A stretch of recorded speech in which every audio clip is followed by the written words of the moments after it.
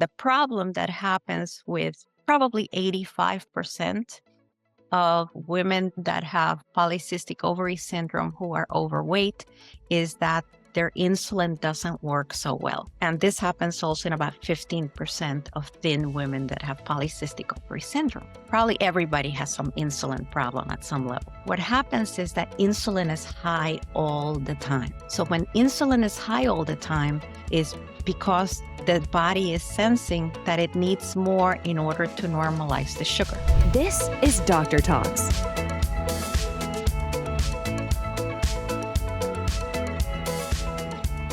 Welcome to this episode of the PCOS SOS Summit. I'm your host, Dr. Felice Gersh. With me for this episode is a brand new, fantastic friend of mine. I'd love to introduce you to Dr. Beatriz Olson.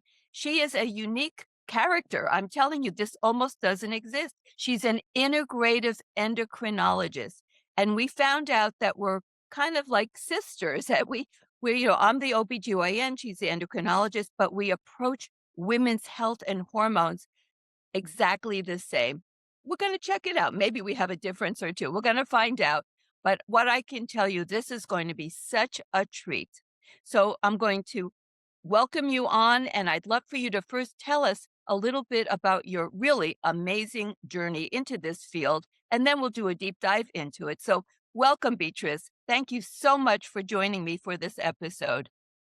Felice, thank you so much for having me in this summit. I'm so excited. We share so much in our backgrounds, and I'm just really delighted to find a similar soul that's a scientist and cares about humans and puts it all together to create something amazing.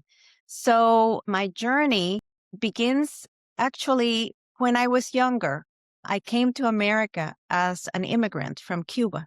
And when I came to America, I began to have the American diet, which is a lot of ultra processed foods and sweets. And I was 11 at that time, and I became grossly overweight. And at that point, even insulin resistance had not been described.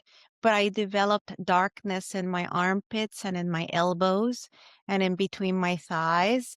And I had irregular periods.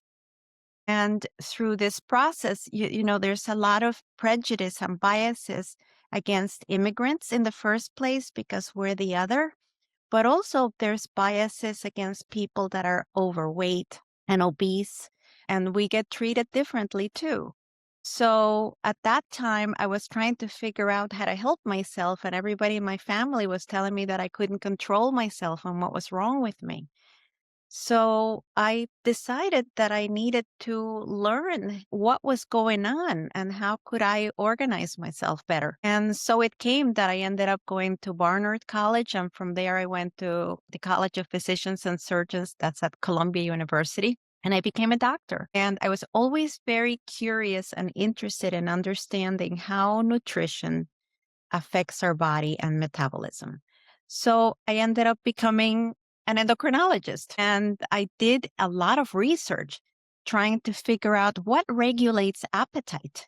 And in fact, in my basic research, I discovered that oxytocin, which is typically, the love hormone and nesting hormone, which is, causes letdown of milk during breastfeeding, also regulates the vagus nerve and regulates appetite by interfering with the emptying of the stomach. So that was the beginning of a journey that I entered to try to understand what happens to us. And in the process of all of those years and learning endocrinology, learning about hormones, understanding all of the inputs that can occur to us, in that process, I actually went on to lose my weight over the years. And I actually ended up at the end eating once a day because it naturally occurred that way. And I have kept my normal weight for a small petite person like I am for the last 40 years. And I figured out a way of doing it for me. And then I felt that I needed to help a lot of women because there's a lot of suffering out there. So it turns out that I actually may have had polycystic ovary syndrome when I was younger and definitely had insulin resistance. However, I did later on, after I lost the weight, things got reversed. I don't have any darkness in my body, and I was able to have regular periods. I was fertile, and I moved on to truly understand all of the things that actually regulate us. One of the shifts was that I trained at the NIH and I did a lot of research fasting women, normal weight women, and thin women. And I did ovarian ultrasounds. So I was tracking how the follicles grew during the follicular phase of the cycle, the first part of the cycle. And I was able to document that during fasting periods, the thin women have slowing of the signaling from the pituitary to the ovaries. And as a result, the follicles don't grow. Whereas for normal weight women, or women that are a little bit overweight, when you fast these women, their ovaries and their growth of the follicle is protected. So this is one of the interesting things that I've always been very curious as to what is the regulation, what is the signaling? And it makes sense ancestrally and over time evolutionarily that when there is not enough food and there's not enough body reserves, that is probably not the wisest time to get pregnant, whereas other women are more protected. So that's how this journey came about. And then when I left the NIH, I recognized when people came to my office that I couldn't help them with the conventional medicine I had learned. I had to do something differently to treat the whole human. And at that time, I learned mind body medicine and Ayurveda from Deepak Chopra.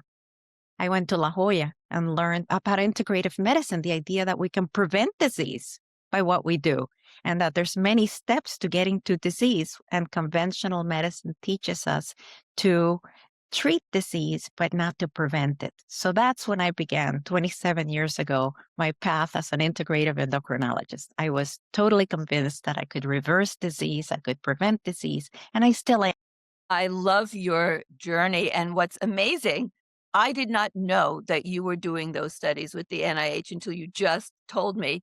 And I read them. I was going through a deep dive through PubMed, and I actually know exactly the studies you're talking about. And I said, there was this little flurry of interest, and then what happened to it? It's like disappeared, and now it's sort of coming back. So I definitely want to touch on, all of those really interesting brand new discoveries that you made in the past, which are now coming back to be looked at and trying to like understand, how this is all working. But for many out there, some are healthcare providers, some are women suffering, like you said, suffering with PCOS. Maybe you could talk about what exactly is insulin resistance. Everyone talks about PCOS as a condition that almost universally involves insulin resistance. So, what is that all about? And what does insulin do? Is insulin evil? What does insulin even do? Okay, so you have to understand that insulin is a beautiful hormone, and we need the right amount of insulin. Too much insulin can cause troubles. Too little insulin can cause problems. We also have beautiful fat cells. We need fat cells. They communicate with our brain. They protect our organs. And we women, as we go through puberty, we have the secondary changes that involve gaining weight in our hips, in our thighs, and the breasts. And these are things that are supposed to occur this way. What happens with insulin resistance, or why it's called a resistance, is that there's a blockage to the action of insulin. So insulin normally is secreted from the pancreas when we have a meal. The meal can be carbohydrates, proteins, and fats, but carbohydrates usually trigger insulin to go up faster. So insulin goes up and it allows for the carbohydrates that you're absorbing, okay, to go from your digestive system through to your liver. And at the liver, insulin allows for the storage of the glucose or the parts of the carbohydrate that are going to be stored in your liver. Now, why does that happen? Because glucose from carbohydrates is necessary for your energy producing cells, the mitochondria, to use that to create energy for your body. So we need insulin in order to bring nutrients and to create energy from the nutrients we're having. So if there is too little insulin, we can't access nutrients, and that's type 1 diabetes. That's the autoimmune diabetes that happens in children and younger people, and we have to give insulin to these people because they cannot get their nutrients into a form that can be used. So that's why we do that. On the other hand, as we gain more weight, we need more insulin to be able to get our glucoses under control. And that there's a blockage as to how insulin would work to put away the glucose that is coming through your diet and in the body. So the higher the amount of body weight, the higher the amount of insulin we need to be able to create this storage and energy production. So there are many things that may cause insulin resistance. One of them may actually be using the wrong sugars, like high fructose corn syrup really confuses the liver in terms of how insulin works. When we're stressed, really stressed, our adrenals are pumping out and we're stressed out, insulin is not working at that time because we're cranking out the energies. We're not in storage, we're putting out energy. But generally, when insulin around, we're in storage mode. And the problem that happens with probably 85% of women that have polycystic ovary syndrome who are overweight is that their insulin doesn't work so well. And this happens also in about 15% of thin women that have polycystic ovary syndrome. Probably everybody has some insulin problem at some level, but in terms of the percentages, what happens is that insulin is high all the time. So when insulin is high all the time is because the body is sensing that it needs more in order to normalize the sugar. The problem is that the liver may be resistant to the action of insulin, but the ovary is not. So what happens is when we have too much insulin, the ovary receives that insulin signaling. And there are two cells in the ovary that are key. One is the theca cell that makes the androgen component, and the granulosa cells that create the estrogen or the estradiol. And the problem is when there's too much insulin, there is a blockage in getting estrogen done by the granulosa cell. So the theca cell begins to produce more male hormone and androgens.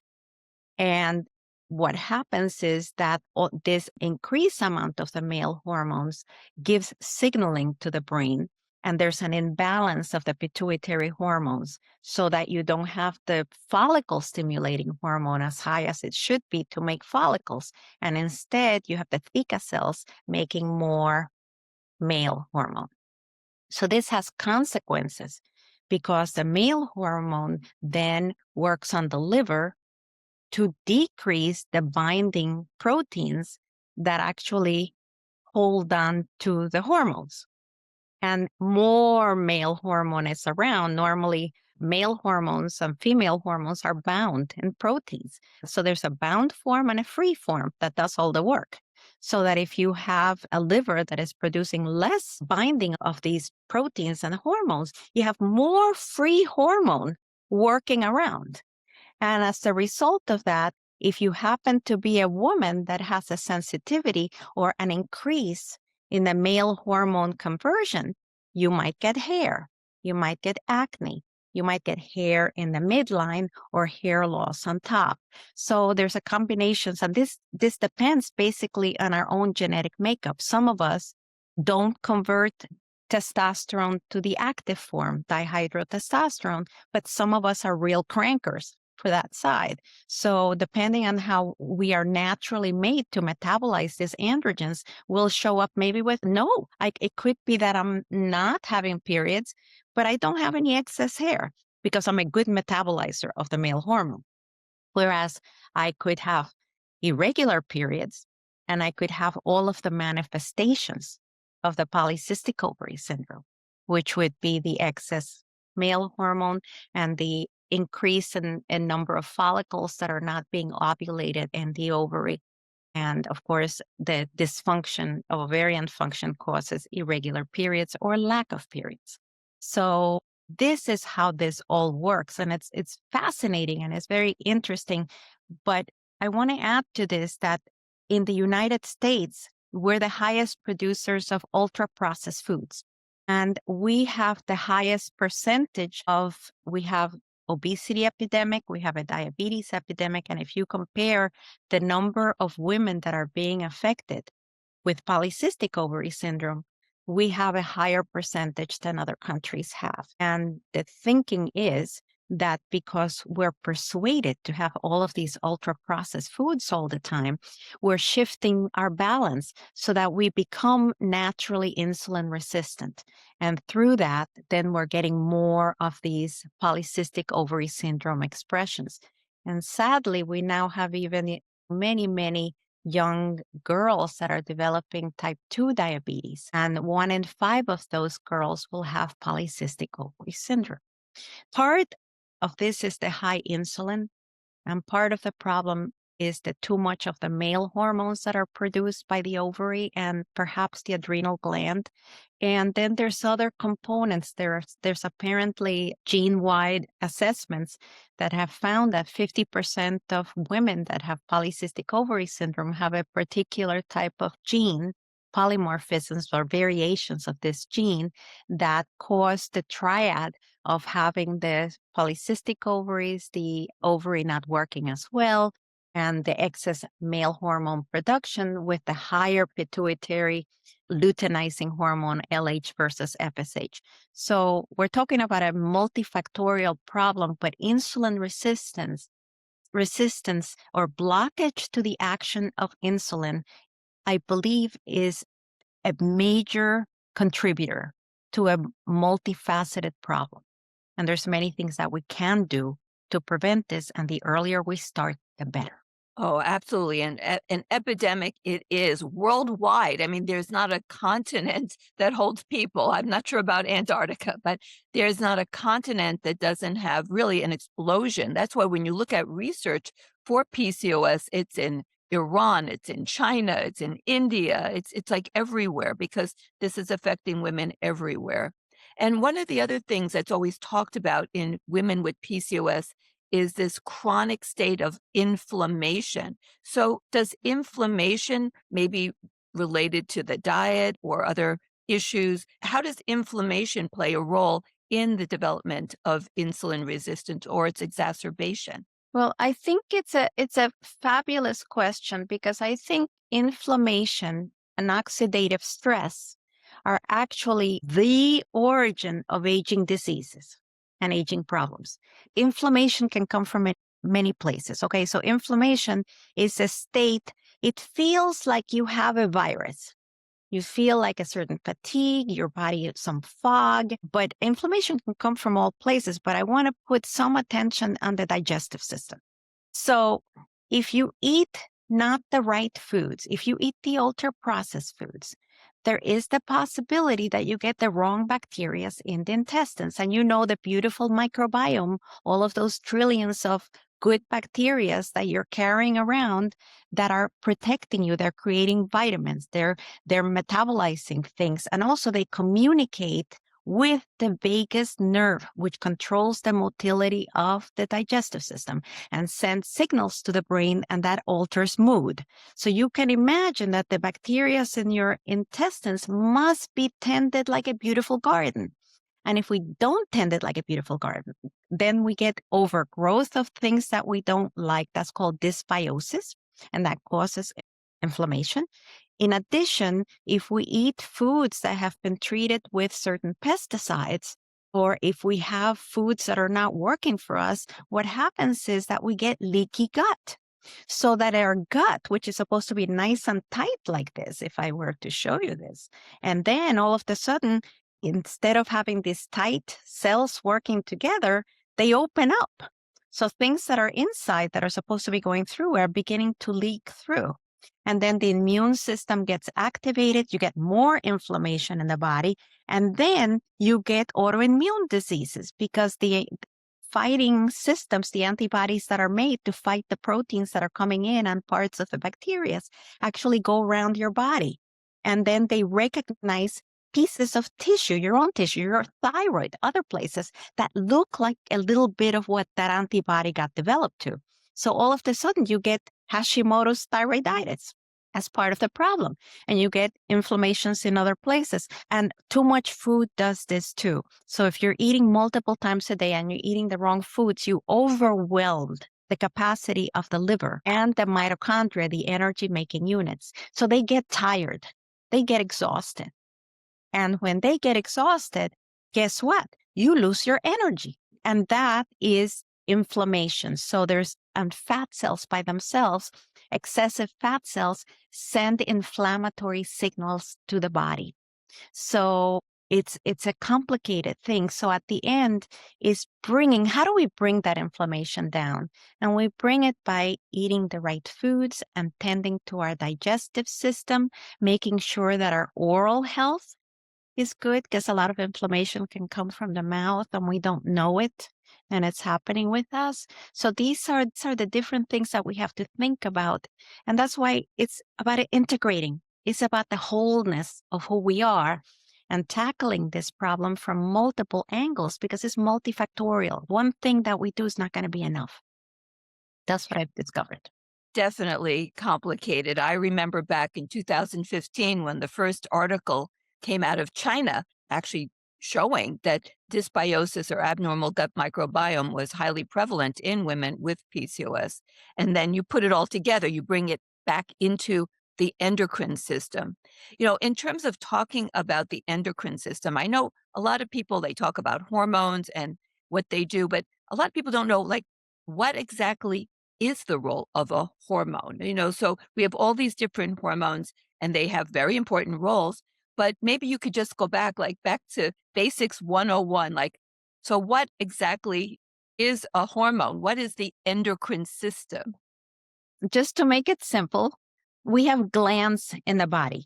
We have the pituitary gland, we have the thyroid, we have 4 little glands behind that are the parathyroids, which regulate calcium balance.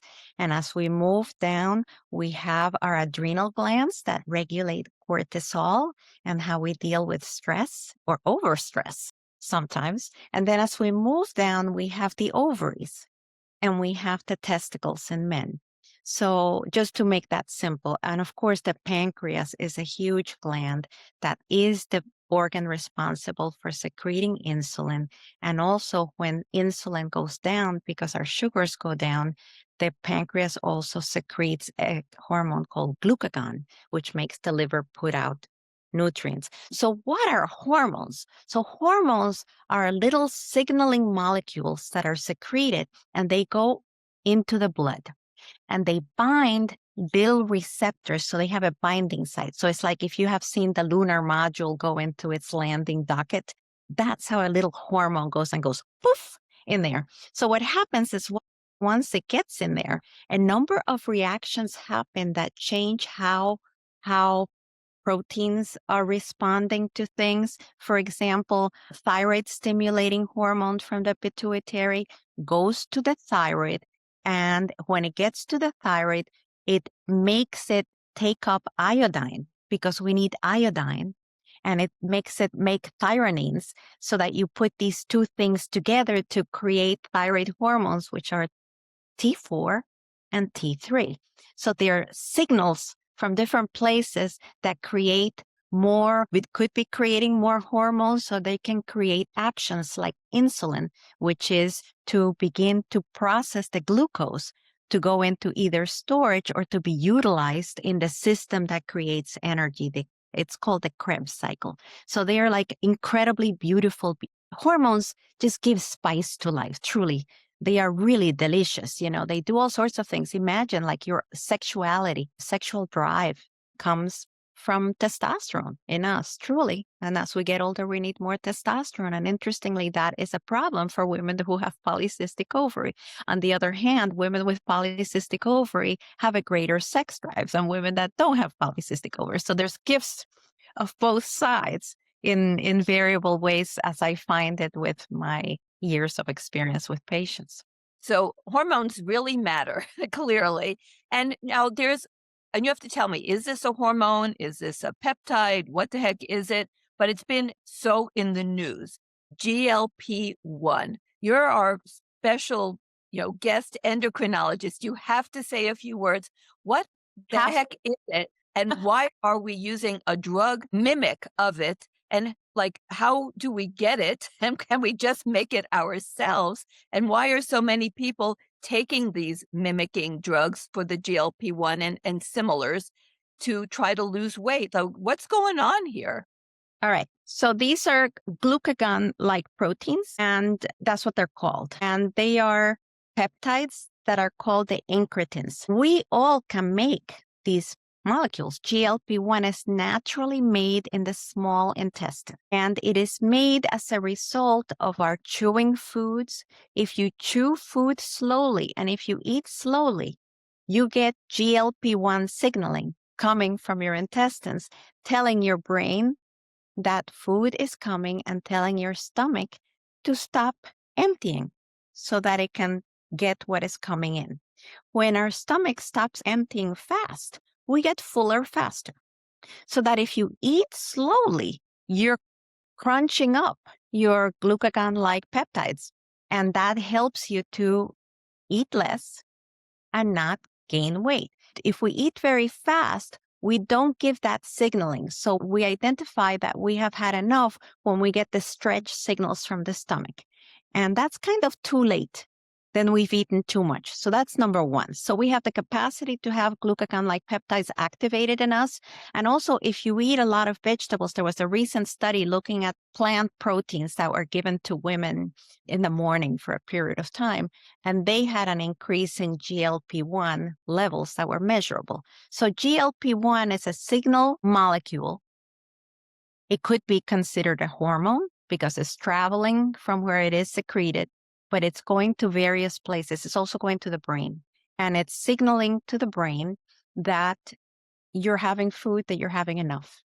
So what happens is, as we gain weight and as we get insulin resistance, the GLP-1, our own GLP-1 levels decrease. And as a result of the diet, the addictive qualities of the high fructose corn syrup and all of the delicious things that are out there, ultra processed for us, we have greater cravings. Okay. So, and it's quite clear that in diabetes and in obesity, there's lower GLP-1 levels than there are in normal weight people, let's say. So all of these drugs that have come out now is due to the fact, the realization that if people lose weight in general, only 10% will keep their weight off. 90% after losing weight will likely gain it again. And the reason for it is that we have an ancestral brain. Our brain was made to store calories and to eat whenever calories are available so that we would be ready for scarcity and the famine that would come. So we're always into wanting, storing, eating. And also the body has a defended weight. So your biggest weight becomes the weight that your brain thinks you should be always. So the bigger the weight, the more that the brain feels that you need to be that weight. So when you lose weight, what happens is that if you went from 200 pounds, let's say, to 150 pounds, your ancestral brain says, oh my God, you're dying, you're starving, you're not going to survive a famine. So as a result, you get signals that increase your hunger. The food smells even more, so the cravings increase, and people tend to fall down to their cravings. Most people don't know how to talk to their brain. That's actually what my book is about. It's about how do you talk to your brain and tell the brain, sorry, I understand you're trying to help me from a famine, but we're living in abundance. The famine isn't about to happen right now, and we could do this differently. But so because of that realization, drugs have been made to mimic the GLP-1 so that people can have a sense of satiety, a sense of not being hungry all the time and not craving all the time, because we're using this medical drug to counteract the ancestral drive that we have. So that's the rationale. So each one of them has become very powerful at helping us to not eat so much. So it slows down the stomach like GLP-1 does, and it tells the brain that you're not hungry. So that combination allows for people to lose weight and to not eat. But the primary component of this is that there's much less eating because these drugs cause nausea. And interestingly, a lot of gastrointestinal problems, but people are willing to put up with this in order to feel better in their bodies. Nobody wants to be in this situation. Nobody wants a metabolic problem happening to them. And we feel helpless. We feel, how can we get out of this situation? So this is the way. The problem is that if the drug is not available or the insurance company doesn't pay for it, all of a sudden you stop and rapidly you regain the weight because of the hunger mechanisms and the changes that happen and the drive to return your defended weight back to what it should be. So that's the rationale behind using these drugs. But you could also do that conceivably by going through cycles of fasting and cycles of nutrition. So I like the idea of cycles of fasting with cycles of good nutrition and going back and forth so that the body resenses again, like we are ancestral creatures, that there was time where there was no food and time where there was food, and we begin to use our resources better. When you're eating all the time, you can't use your fat cells to give you energy. You're living off the food you're having at that point, and you're always storing. So you have to go through cycles of less eating to periods of pauses in eating so that the liver can release all that it's stored and begin to use the energy from the fat cells to make your own energy utilization in the body. So that's the rationale behind these drugs. The new drug, Mounjaro, or tirperiside, is even more powerful than the semaglutide Ozempic that is out there. But I'm having patients that are developing sores in their mouths, after the doses increase. So there's side effects to this that we don't fully understand all how things are working. So I'm very mindful that if we are using these drugs, that we also are mindful about the foods we choose and that we learn how we're eating when we are with these drugs so that we can maintain those behaviors if we don't have the medicine. That's the way to do it. You and I, as integrative physicians, we're not alternative medicine physicians. We are not anti-pharmaceuticals, but we always are searching for alternative ways to utilize the natural functions of the body to achieve the same ends or better without all the side effects and the costs. I mean, there have been such a revolution in diabetes-related drugs, which are now also being used for weight loss. The drugs that we just talked about. And then, of course, there's the old-timer metformin that almost every woman is given who has PCOS, it seems. And then that new other group, the SGLT2 inhibitors. I thought you could touch on that because, this is your area of expertise. And then let's do a deep dive in any tool we can grasp to try to help us to do this naturally so we don't end up on a drug that has significant potential side effects, cost that you have to be on for life. Right? Because there's no exit strategies for most all of these drugs. So touch on some of these other drugs that are commonly used now for diabetics and weight loss. And then let's look at alternatives as well. So there's a class of drugs that allow for the glucose that you have in your body to go out in the urine. So you're able to lose calories through taking these medicines. The thing about them, they're called flossins. That's what they're called. And they block glucose or sugar transporters in the kidney. So you're able to put out more sugar in the urine. One of the interesting things about these drugs, which are actually fascinating, is that they have been shown to improve the well-being and decrease hospitalizations in people that have congestive heart failure and improve the outcomes and actually protect the kidneys from damage. And the reason why the basic mechanism appears to be that the kidney feels as if it's fasting during these episodes and somehow gets less damaged over time. So these are very interesting drugs that are now being recommended, just like the GLP-1s are recommended to people that have heart disease and diabetes because they also improve outcome. The flosins or the SGL drugs are being recommended for diabetics and people that have heart disease or congestive heart failure or some kidney failure. The problem with these drugs is that you're putting out sugar in the urine so that you're increasing the likelihood that you're going to have yeast infections. And there is a rare complication that you can actually have an infection that causes the death of the tissues in the, perianal and vulvar area. And so that these drugs also have to be looked at with some respect, and they can't be given to somebody that has multiple urinary tract infections.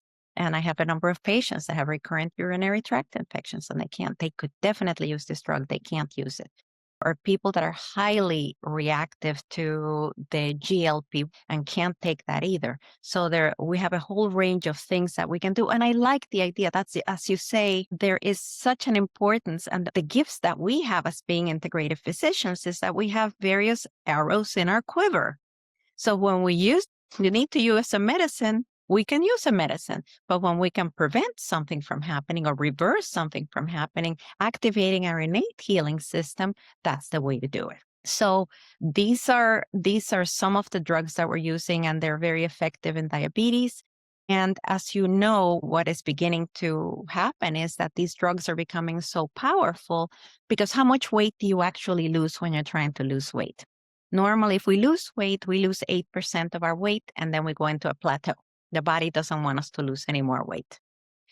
The next series of drugs dropped our weight loss by 10, 12%. And now with the newest drugs, you can lose up to 20% of your weight. Now, if in obesity, we use bariatric surgery sometimes. And so we bypass the stomach, or we make the stomach very slim.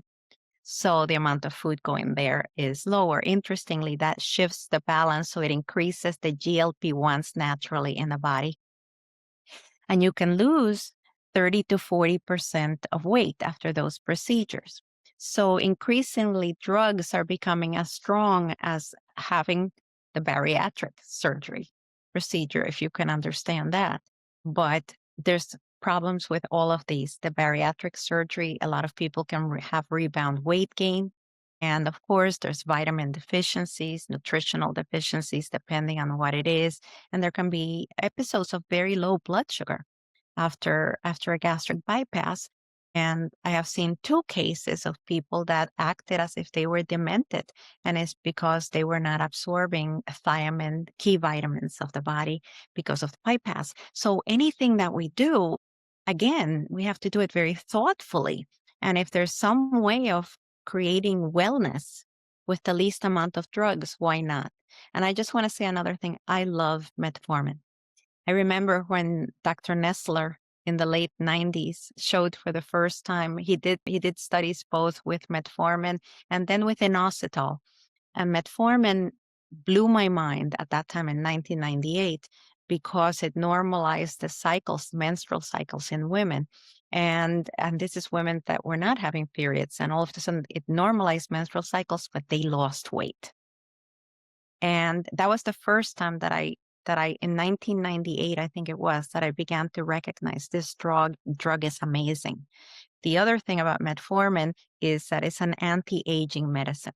So it creates a state of fasting in our cells that actually shifts how we metabolize things. And it also allows for glucose uptake and decreases the amount of sugar that the liver is putting out all the time. So it lowers insulin by that mechanism. So I like metformin tremendously. It's no longer actively recommended by the conventional system in women that have polycystic ovary syndrome, unless they have evidence of prediabetes or diabetes. I still love to use the drug, although I have a whole group of women that don't want to use drugs. And for those women, I will use Myo and dikairoinositol in a 40-to-1 ratio. And that works too, to lower the testosterone and lower the insulin and help organize the system. So we have various ways of treating people in different ways, depending on what is desired. Each woman has its own unique needs of what she's seeking. And we have to meet those needs in the best way that we can. And we're fortunate, Felice and I, that we have so many mechanisms that we can use to help people. And then, if necessary, use the drugs. That's what I always say. What makes us more unique is we just have a bigger therapeutic toolbox to pull from. Our bag of tricks is just bigger, right? But we haven't shrunken it, we've expanded it. So in terms of that expansion, talk a little bit more about timing of eating. Like you mentioned that for you, you found that eating one meal a day seemed to be magical in terms of your weight loss. What about fasting? Tell us, you did the research, at the beginning, looking at the impact of fasting on women's ovarian function. So this is fascinating. So just tell us a little bit more about timed eating, fasting, and how this can be even more powerful a tool in place of or in conjunction with the other more conventional therapeutics. Yes. So there are a number of concepts here. And the first one that Felice mentioned is what is called interval fasting. This is actually returning to our ancestral ways of being. We humans, we would eat during the daytime and then not eat for 12 or 14 hours at night until the morning came.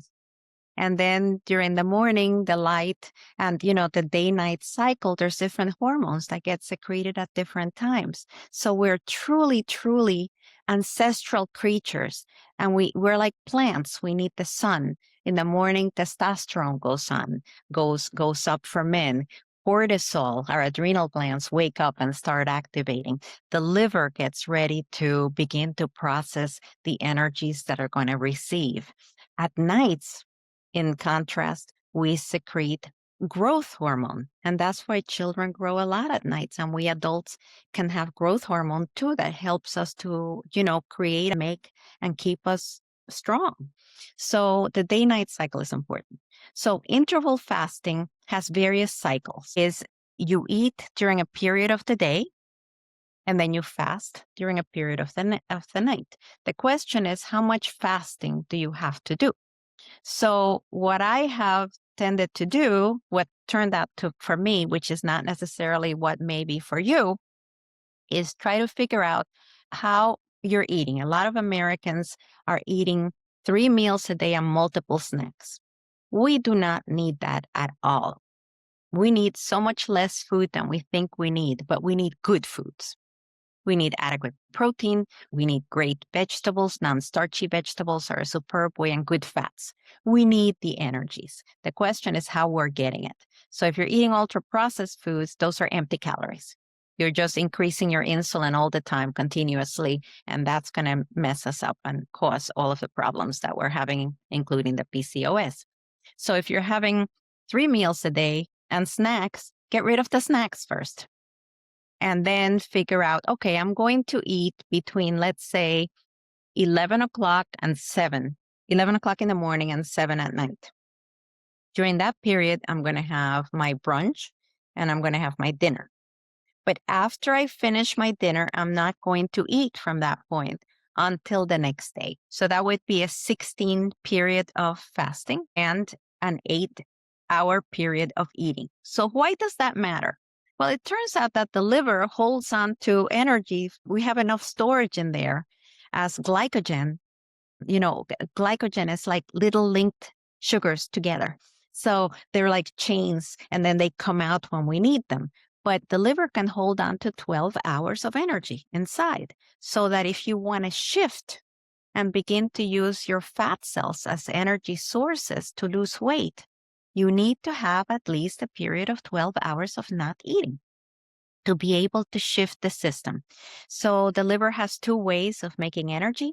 One is through the carbohydrates, the sugars, and the other way comes from fat. Fat comes in and it's converted into energy through a different pathway and similar pathway. So either way, you can produce energy. So in fact, you're not going to die if you don't eat. A lot of people get terrified that if they don't eat, they're going to die. And in fact, you can go through periods of not eating and you're going to survive. And in fact, your fat cells are there to protect you. So that's interval fasting. So you can begin, let's say, with not eating from 12 to 8 in the morning. You can extend it to not eating from dinner until the morning. That's a beautiful way to do a 12-hour fast. And 12 to 14-hour fasts are probably what we humans had at the beginning when there was scarcity in the world and when we had the foods this way. The interesting thing about if you extend the fast now, let's say that you want to fast, and I don't recommend you do that until you have really thought about decreasing the number of meals you're having in a day. And you can wean yourself off meals over time. But a fast is a 24-hour fast where actually you're using your fat cells to create energy in the body. Some people have a lot of insulin in the body. They have a lot of fat cells and they have a lot of insulin. And it may take actually days of fasting to actually activate the system in these individuals. But the beauty about fasting is that depends on how long you do it. It resets the system. So when you're fasting, your body's not having to worry about deal with the metabolism of the body. Your body is now fixing or tending or housekeeping. What that means is that while you're fasting, all the dead cells that you have collected over time, which are called zombie cells, and they secrete a lot of inflammation around them, these dead cells can be taken in and chewed and processed so that some of their things can be used, but the toxicity of them can be removed, okay? So one day of fasting will begin to do that. As you extend the fast, and there is a book called The Longevity Diet written by Walter Longo. And there's also fast mimicking programs that we can talk about. But the bottom line is as the days go by of fasting, and you can fast by having broth all day or by keeping your calories under 500 of non-sweet stuff, just oils or whatever, fatty things. But the point is that as you fast, you lose fat cells, but you don't lose muscle mass. And you also decrease inflammation because the body is getting rid of the toxicities. So actually you become younger when you fast because the body is tuning itself. And in fact, fasting cycles over time and eating less is associated with living longer. So this is a beautiful field to enter. And it's about something that you can really learn about. We can now reverse diabetes through dietary changes, but also through cycles of fasting. 5 days of fasting once a month for 6 months has been able to reverse disease using the fast mimicking programs. And also you can help yourself to lose weight by doing cycles like that, followed by a pattern of using your protein, you're not 3/4 of your plates, non-starchy vegetables, and sauteing those wonderful vegetables or roasting them with olive oil or avocado, having those combinations consistently, avoiding the sugar, the ultra processed, having the whole foods, and then having cycles of fasting can bring you to where you want to be. You just have to be patient. It takes a long time to return to ourselves. And 7% of our fat cells are recycled in 1 year, which means that it takes 15 years to recycle all of our fat cells. So technically, the longer that we can keep a lower weight, the better that the brain begins to recognize that this is your new weight, this is your new normal. So there's many ways of doing this, but I think it's wonderful that you brought this up, Felice, because it's something that is underutilized. We're overfeeding ourselves. And if we don't overfeed ourselves, if we fast, the liver begins to work the way that it used to work. We're reminding the liver to work that way. Well, it's so exciting, this really what's become a new concept of disease reversal. And the idea that you could be a diabetic, pre-diabetic, and not just treat it to lower blood sugar, but truly reverse it. And so you have, in fact, seen this in your patient population, correct? Oh my God, yes. This is why I exist. I'm so excited about my work. It's good. That's why we get up in the morning, right? Is to make a difference. And so it's not that you shouldn't try to suppress symptoms, lower blood sugar on a just sort of interim basis, but accessing these therapeutic modalities that harness our innate abilities to actually burn fat, to control our insulin, to get our appetite under control so we don't have dysregulation. So we talked about, like, because I delivered thousands of babies over decades, it became really clear to me that this whole regulation of energy is really key to survival, right? Like a healthy baby knows when to stop eating, right? Knows when to start eating. That by doing these, like the proper diet, by eating according to the rhythms of our bodies, that we're diurnal, we're not nocturnal, by incorporating periods of fasting, that we can actually resurrect these innate incredibly important mechanisms to control energy intake and energy utilization. And this is, like, to me, the future of medicine, because this is what is killing people mostly, right? It's these non-infectious, used to be infectious diseases were what killed most people. Now it's metabolic dysregulation problems, right? In terms of someone who says, okay, well, I want to start doing this fasting. And you mentioned about, using fasting mimicking diets. How can they learn more about this and start harnessing these inner mechanisms to regain health? Well, I just want to say to follow up, Felice, on what you're saying is that we need to be in the driver's seat of our health. And part of the problem is that we have allowed others to tell us what to do and to fix us. This can't happen. We have to be responsible for creating our future and our health. And I think it's very important. And we have to learn the ways of how to get back to tend to our bodies the way that they're meant to be tended. And that also includes not just regular times when we eat, but adequate sleep. We need to sleep because that's a very important component of healing. When we don't sleep, we're hungrier. We need to lower our stress because when we're stressed, our adrenals are going. We have insulin resistance when we're stressed and our metabolism slows down. And also when our hormones change, things happen that slow us down. So it's a combination of factors, but we have to take charge. We can't let somebody else fix us or depend on them. We have to be able to take care of ourselves. And that's a big message. I have, if it's okay with you, I could say that I have just published a book called Mind Body Secrets. And it's exactly about, it's a manual of how we can take care of ourselves, how we can reverse these epidemics of all the suffering that we're having, the obesity, the diabetes, the anxiety, depression, loneliness, all of these things we can fix through understanding how our mind works, understanding how our body works, and understanding how important it is our connection to others around us and how to do this. So I would recommend, and within that book, I discuss all of the fastings, but for anyone that wants to look into fast mimicking programs, look at the Prolon FMP. And the Prolon is the name PROLON, Fast Mimicking Program, FMP. And they have different programs. So the idea here is that you eat foods, actually they're processed foods, but they are foods that fool the body into thinking that you're not eating, because they have sufficient adequate fat within it that it tells the body almost as if you're not eating. So you can go through 5 days having these foods or these products, and your body feels as if it's fasting.